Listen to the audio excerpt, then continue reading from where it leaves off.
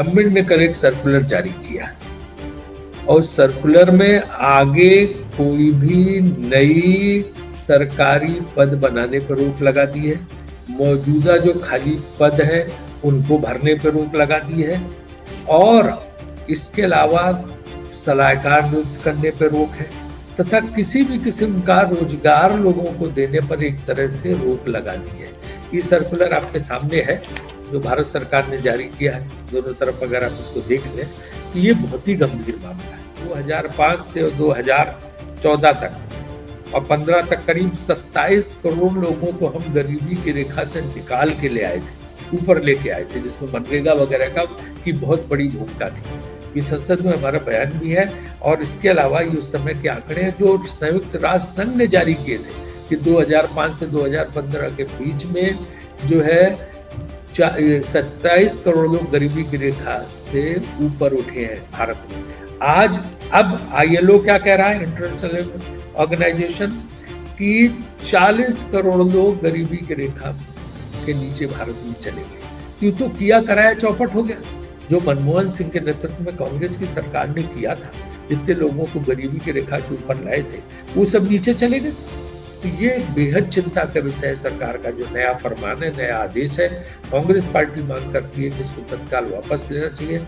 सरकार को रोजगार के और नए पद सृजित करने चाहिए जो है, बजाय इसके कि उन पे रोक लगाए, क्योंकि अगर सरकार आगे बढ़ के खर्च नहीं करेगी तो ये इकोनॉमी जो है निकल नहीं पाएगी और नीचे डूबती चली जाएगी। ये जो -23% का GDPI और नीचे चला जाएगा।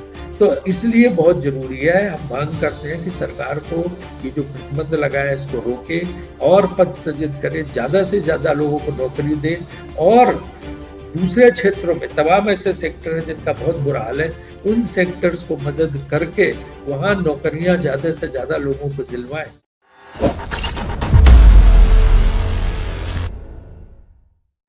गवर्नमेंट ने कल एक सर्कुलर जारी किया और सर्कुलर में आगे कोई भी नई सरकारी पद बनाने पर रोक लगा दी है।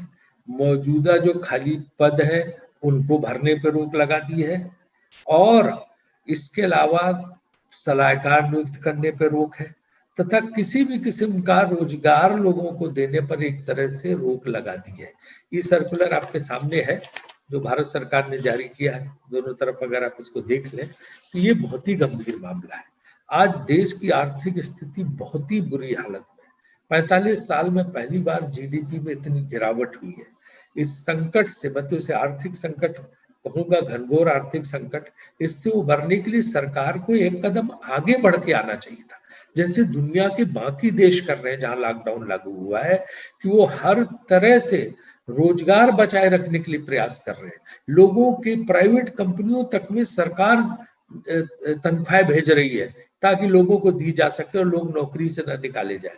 यहाँ हालत ये है कि प्राइवेट सेक्टर में तो छटनी चल रही है क्योंकि उनकी हालत बहुत खराब है। प्राइवेट सेक्टर को हर तरफ से जो है उनकी हालत खराब हो रही है।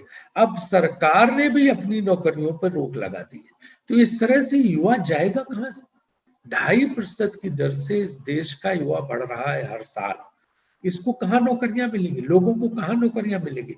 बड़ी मुश्किल से तो उन्होंने जो है, सरकार ने CMIE का डेटा रिलीज किया, उसमें खुद स्वीकार किया है कि किस तरह से 15 से 29 साल के लोगों के बीच में 17.8% नौकरियां चली गई, बेरोजगारी आ गई है। और इसके अलावा जो है 20 अगस्त तक इन्होंने 1.89 करोड़ लोगों को अपनी नौकरी गंवानी पड़ी।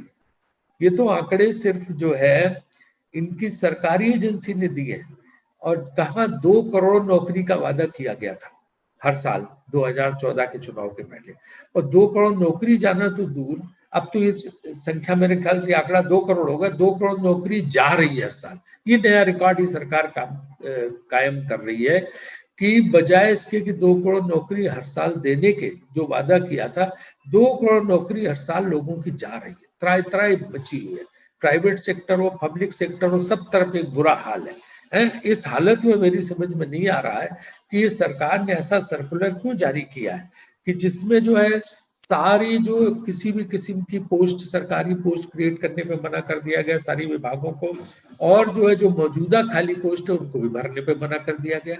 तो ये कैसे चलेगा? इस सरकारी नौकरी ठप करने का जो सरकार का आदेश है, वो कांग्रेस पार्टी मांग करती है इसको तत्काल वापस लेना चाहिए, ज्यादा से ज्यादा नौकरियां देनी चाहिए। अभी आपको पता हो तो प्रधानमंत्री जी को, जैसा कि आपको याद है कि उन्होंने कहा था एक अपने भाषण में, यूथ को आश्वासन दिया कि 2 लाख नौकरियां रेलवे में और एसएसबी में दी जाएंगी। और आप ये देखिए कि वो नौकरी तो छोड़ दो, इस सर्कुलर के जरिए प्रधानमंत्री की घोषणा भी झूठी साबित होती है। वो कहते हैं किसी किस्म की नौकरी लोगों को मिलेगी नहीं। तो ये एक बेहद चिंता का विषय है। सरकार का जो नया फरमान है, नया आदेश है, कांग्रेस पार्टी मांग करती है कि इसको तत्काल वापस लेना चाहिए। सरकार को रोजगार के और नए पद सृजित करने चाहिए जो है, बजाय इसके कि उन पे रोक लगाए, क्योंकि अगर सरकार आगे बढ़ के खर्च नहीं करेगी तो ये इकोनॉमी जो है निकल नहीं पाएगी और नीचे डूबती चली जाएगी। ये जो -23% का जीडीपी और नीचे चला जाएगा। तो इसलिए बहुत जरूरी है, हम मांग करते हैं कि सरकार को ये जो प्रतिबंध लगाया है इसको रोके और पद सृजित करे, ज्यादा से ज्यादा लोगों को नौकरी दे, और दूसरे क्षेत्रों में तमाम ऐसे सेक्टर हैं जिनका बहुत बुरा हाल है, उन सेक्टर्स को मदद करके वहां नौकरियां ज्यादा से ज्यादा लोगों को दिलवाए।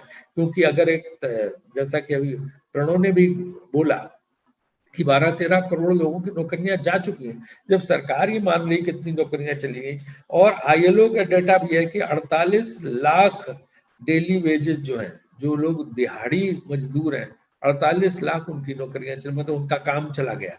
मेरे ख्याल से संख्या और भी ज्यादा है, 48 लाख नहीं, 68 लाख तो आईएलओ ने बोले, सीएमआई गवर्नमेंट डाटा में कहा गया है कि 68 लाख लोग इससे। लेकिन अगर आप आईएलओ की रिपोर्ट देखें तो उनके हिसाब से 40 करोड़ लोग गरीबी की रेखा में भारत में नीचे आने वाले हैं। मैं देश का योजना मंत्री था, मुझे याद है, अगर आपने पार्लियामेंट में मैंने वो डाटा बोला था कि जो है ये पहली बार हुआ कि 2005 से 2014 तक और 15 तक करीब 27 करोड़ लोगों को हम गरीबी की रेखा से निकाल के ले आए थे, ऊपर लेके आए थे, जिसमें मनरेगा वगैरह का की बहुत बड़ी भूमिका थी। ये संसद में हमारा बयान भी है। और इसके अलावा ये उस समय के आंकड़े हैं जो संयुक्त राष्ट्र संघ ने जारी किए थे कि 2005 से 2015 के बीच में जो है 27 करोड़ लोग गरीबी की रेखा से ऊपर उठे हैं भारत में। आज अब आईएलओ क्या कह रहा है, इंटरनेशनल ऑर्गेनाइजेशन, की 40 करोड़ लोग गरीबी की रेखा के नीचे भारत में चले गए। तो किया कराया चौपट हो गया। जो मनमोहन सिंह के नेतृत्व में कांग्रेस की सरकार ने किया था, जितने लोगों को गरीबी की रेखा से ऊपर लाए थे, वो सब नीचे चले गए। और इसके अलावा सरकार पीछे हट रही बगैर इसके कि आगे कोई कदम बढ़ाने के, लोगों को नौकरी देने के, लोगों को रोजगार की व्यवस्था कराने के लिए, चाहे पब्लिक सेक्टर हो चाहे प्राइवेट सेक्टर के थ्रू, सरकार लगातार पीछे हटती चली जा रही है। उस समय मनमोहन सिंह जी प्रधानमंत्री थे, उन्होंने मुझे कहा था कि 2.5% की दर से देश में यूथ बढ़ रहा है, इसके लिए नौकरी का इंतजाम करना चाहिए। उस समय फिर योजना आयोग की तरफ से स्किल डेवलपमेंट प्रोग्राम का प्रपोजल आया था और स्किल डेवलपमेंट लागू किया गया था, और उसके बाद वो बढ़ता चला गया। आज उस प्रोग्राम की भी क्या हालत है पता नहीं, जगह जगह उसमें भी शिकायतें आ रही।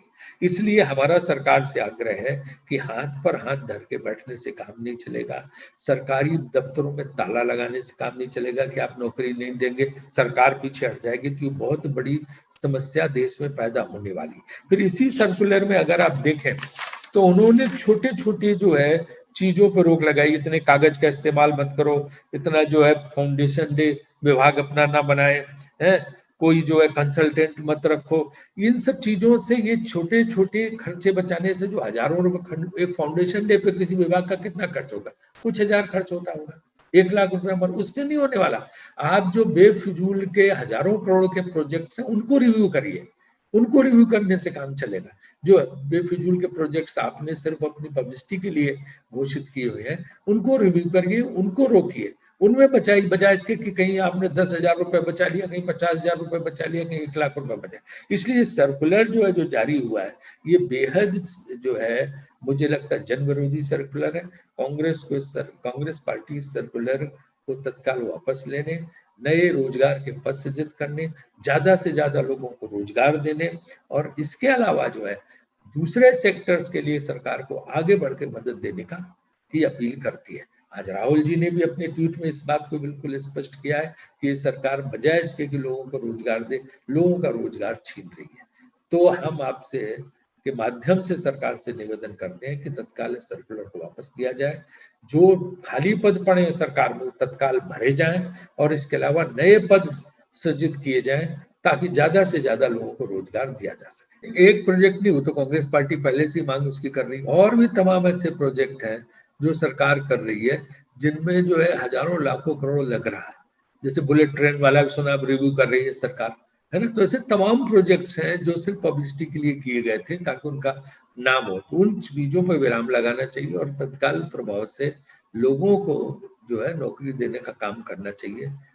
ऐसे सेक्टर्स की मदद करनी चाहिए जहां ज्यादा से ज्यादा नौकरियां दी जा सकती हो, ताकि जो है बेरोजगारी की जो संख्या करोड़ों में बढ़ती जा रही है उस पर काबू पाया जा सके।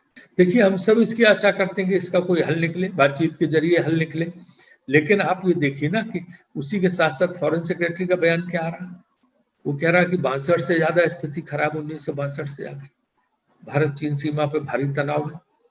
तो एक तरफ फॉरेन से विदेश सचिव का स्टेटमेंट आ रहा है, एक तरफ राजनाथ सिंह जी जो है चीन के रक्षा मंत्री से बात करते हैं और कहते हैं हम समस्या का हल निकाल रहे हैं। तो मुझे समझ में नहीं आ रहा है कि वस्तुस्थिति क्या है। सरकार को बिल्कुल स्पष्ट बताना चाहिए। उस दिन भी हमने यही मांग रखी थी कि हमारी किन किन जगहों पर चीनी सेनाएं घुसी हैं, उसका सरकार को स्पष्टीकरण देना चाहिए। अभी अरुणाचल में 5 हमारे भारतीय नागरिकों के अपहरण की बात आ रही है, वो भी खबर आई हुई है। तो चीनी सीमा पे स्थिति बहुत खराब है, जो विदेश सचिव ने स्वयं आगाह किया है। और ऐसे में भारत सरकार क्या कर रही है, क्या कदम उठा रही है। अगर बातचीत के जरिए रास्ता निकले तो हमें कोई इतराज नहीं, हम तो चाहते हैं कि बातचीत के जरिए समस्या का हल हो। राजीव गांधी ने चीन के साथ एक डायलॉग शुरू किया था, नरसिम्हा राव जी ने उस चीज को आगे बढ़ाया था, फिर लगातार सरकारों ने उसको आगे बढ़ाया। तो आज स्थिति इतनी क्यों बिगड़ी, आज स्थिति ऐसी क्यों आ गई, जबकि चीन के राष्ट्रपति वगैरह के साथ हमारे प्रधानमंत्री जी के काफी वार्तालाप हुई, काफी उनको घुमाया फिराया सब जगह देश में, लेकिन इसके बावजूद स्थिति खड़ी हुई है। तो इस पे सरकार को स्पष्ट बताना चाहिए। जो सरकार के अंदर ही परस्पर विरोधी बयान आते हैं वो हमारी चिंता के सबसे बड़े कारण है। सबसे पहले तो रक्षा मंत्री ने ये स्वीकार किया कि वायलेशन हो रहा है, हमारी सीमा का वायलेशन हो रहा है, स्वीकार किया, जो कि सरकार में दूसरे उच्च पदस्थ पे बैठे लोग मानने को तैयार नहीं है। तो एक तो उन्होंने कहा हमारा वायलेशन हो रहा, फिर उन्होंने ये मुद्दा उनके सामने रखा है। तो मैं ये समझता हूँ इस चीज को कड़ाई से रखना चाहिए। सरकार को कांग्रेस पार्टी समझती है और किसी भी कीमत पर जो है हमारी भूमि के, हमारी जमीन के साथ समझौता नहीं हो सकता है, और हमें कड़े शब्दों में उन्हें बताना चाहिए। उसके साथ साथ बातचीत की प्रक्रिया भी सफल हो, ऐसी हम उम्मीद सरकार से करते हैं। अगर आपको हमारे वीडियोस पसंद आए तो प्लीज लाइक करें, सब्सक्राइब करें और शेयर करें।